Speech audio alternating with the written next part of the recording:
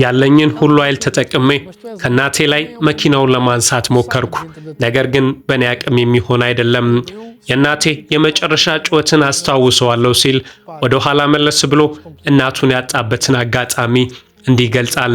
ወንድሜ በዚያ ጊዜ ገና 8 ዓመቱ ነው። ኤቱ መንገድ ዳርቻ እየተጓዝን ነው። ሁሉም ነገር በጣም ጨላልሟል። በድንገት የመኪና አደጋው ተከሰተ።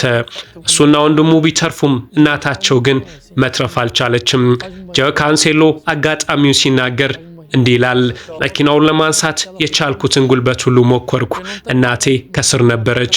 ወንድሜ አጠገቤ እያለቀሰ ነው። ነገር ግን መኪናውን ማንሳት ፈጽሞ አልቻልኩም። የእናቴ የመጨረሻ ጩኸትን አስታውሰዋለሁ። እናቴን በሞት አጣኋት። ደስታ ራቀኝ። በነገሮች ተስፋ መቁረጥን አስቤያለሁ።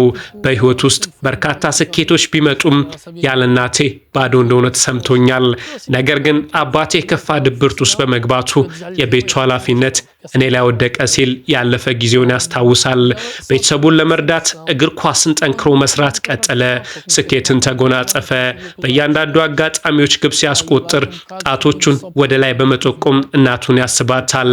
በእጆቹ ላይ ስሟንም ተነቅሷል። ወደ ፖርቹጋል ባመራ ቁጥር መቃብሮቿን ይጎበኛል። ቤተሰቡን ለመርዳት እግር ኳስን ጠንክሮ በመስራት ዛሬ የደረሰው ጆ ካንሴሎ ያለፈው አስከፊ ጊዜያቶቹን እንዲያስታውሳል።